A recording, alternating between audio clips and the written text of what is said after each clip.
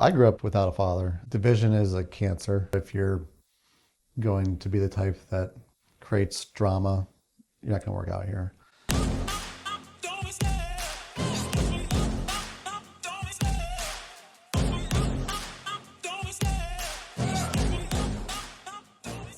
Well, Dr. Kirchner, thanks for sitting down. Thanks for having me. It's exciting to be here at Kirchner Dental today. Yeah. Tell us a little bit about who you are and what you do. So I'm a dentist. I practice a couple days a week and I do administrative things a couple days a week. And so I wear quite a few hats. So it's some days it's good, some days it's not. So And what is your role here at the practice? just regular dental stuff. And then I also put out fires, like if there's a issue, I deal with it. So you're responsible for everything from hiring to firing, marketing, sales. I mean, I don't know how the dental industry really works. Yeah, so I'm responsible for those things, but I don't do all those things. I've got like a bookkeeper. She's over at the Kentucky office.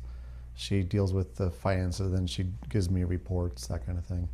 And then I have an operations manager, and she does all the legwork and has to do all the difficult things like hiring, firing, and that kind of stuff. And then we just communicate on what's needed. So she's like your GM. Yeah, she's the one who really does all the work. I just kind of wear my white coat. That's awesome. Yeah. And how did you get into the dentistry space? When I was in college, I was getting a biology degree, and I wanted to be a physician. And I wasn't. The more I talked to them, the more I realized I didn't want to do that. And so I was also working construction. I like to work with my hands. So dentistry allows me to work with my hands, and it's also more something where it's 9 to 5. I don't have to worry about coming in, that kind of thing. It's a better lifestyle. So dentistry allowed you to be in the medical space, which you had a passion for, to work with your hands, which you really valued, Mm-hmm. but then at the end of the day, you didn't have to be on call all the time either. Right. When you think about growing a practice, you mentioned a Kentucky office. Mm-hmm. You've obviously grown to several locations. I bought this practice in 2010, and around that time was when corporate dentistry started to come in, and it was going to be harder as a solo dentist to survive because the insurance companies want to pay less. My expenses are up because I'm just one doctor, and the benefits of corporate is that they have many doctors, so they can negotiate higher fees with the insurance companies. We want the feel of that solo dentist office. And so the doctors all have autonomy, they're not pushed to do things, that kind of thing. But at the same time, we have systems, and because we have five doctors, we can negotiate fees better, that kind of thing. When I was practicing by myself, if I took off, the office closed. And so you would lose patients because someone might have an issue, and so they go to the guy down the street, and then they might stay there, and you lose a patient that way, and it's just very stressful. And so with this, we have multiple doctors. We never have to close an office for that kind of thing. So it's a lot less stressful. Your staff is pretty diverse in the age ranges that you have that work here. How do you encourage your staff to get along with each other, to stay engaged with each other's lives in a meaningful way, and prevent kind of that isolation or the arguing that can so easily take place in the workplace?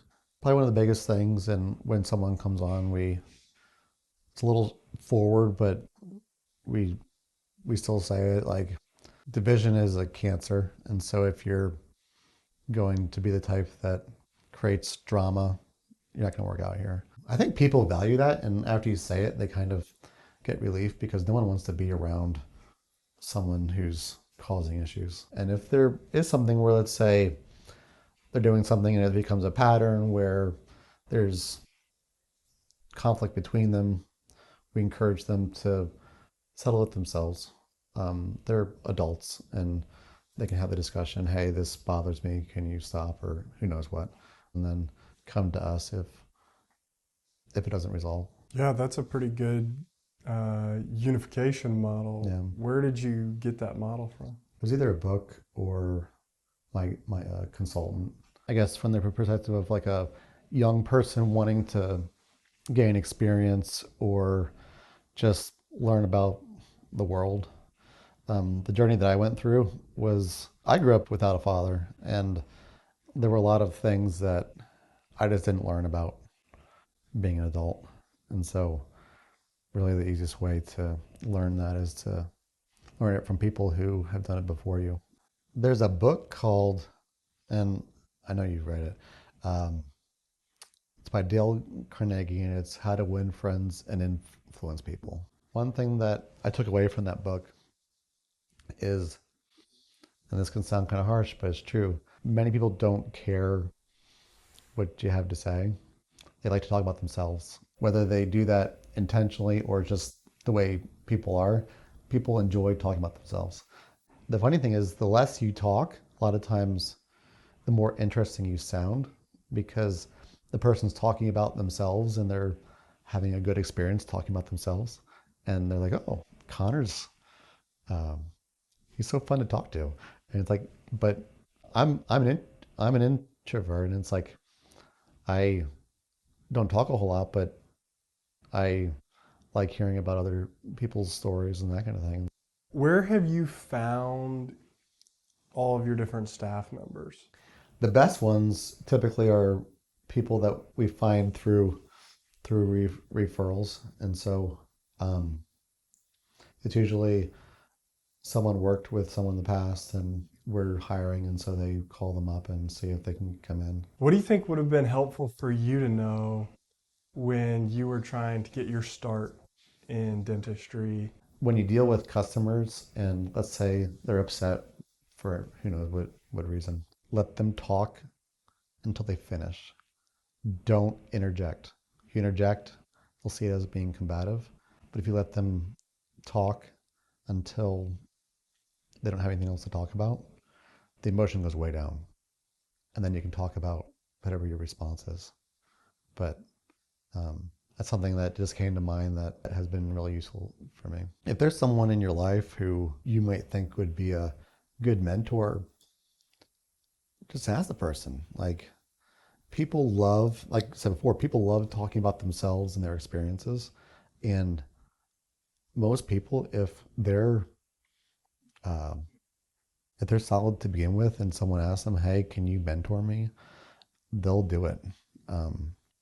It's pretty rare that someone won't. You get a friendship out of it. You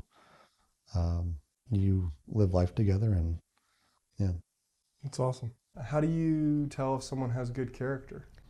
It's kind of hard to tell sometimes because they're on their best behavior.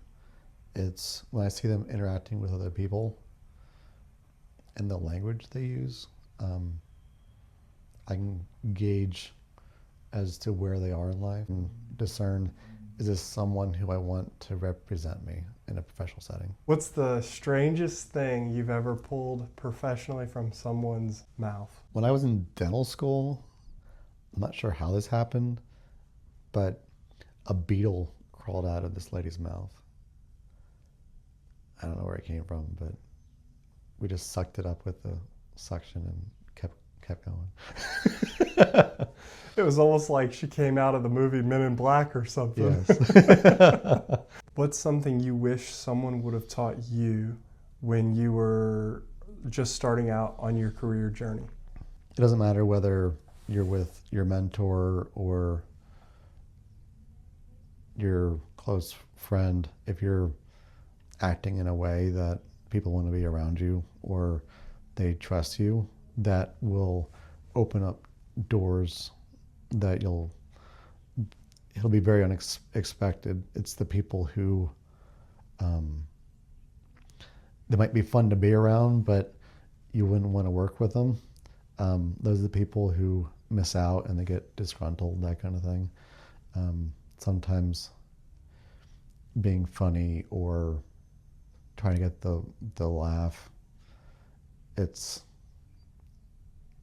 might be at the moment a great thing, but long term it can really turn people off. One other thing, and this is not really related, but this is more of a caveat. When you're talking with people, if you talk negatively about someone else,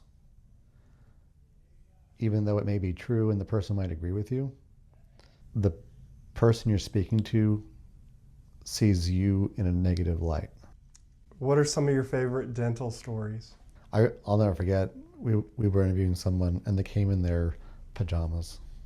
And so, No way. Yeah, and so I was like, no. Did you turn them away at the door or did you host the meeting? No, we talked to them, but it was a very short interview and they didn't get heard. Well, that's wild. You've obviously built an interesting network, and one that allows you to really thrive in the dental industry. 3 practices. You mentioned earlier when we were talking off camera, over 40 staff members. You got 5 doctors. Where did you learn to build connections and build relationships early on? It's funny, that's kind of, in a way, how I came to faith, was that I was reading about like founding fathers or other people who had done cool things in life and looking at what made those people significant. And many times there was this common thread that they had this relationship with Christ that shaped their lives, and it shaped how they treated others and what they did. And so God used that situation I had to introduce me to the faith, so to speak. Wow, that's cool. Any final thoughts, anything you'd like to share with a young professional before we sign off today? Sometimes the people who you think might be the most intimidating are the most fun to talk to. It's like a Band-Aid, just rip it off and go talk to somebody, even if it's scary. The worst thing that happens is you don't connect and you just move on. Even as an introvert? Yeah. Wow. Read books on the things you want to know more about. It's the easiest way if you don't have someone standing in front of you saying, these are the secrets to life.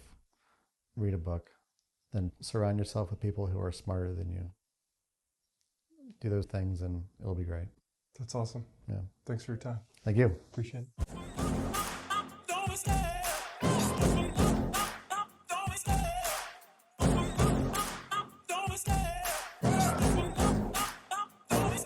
I love the chase.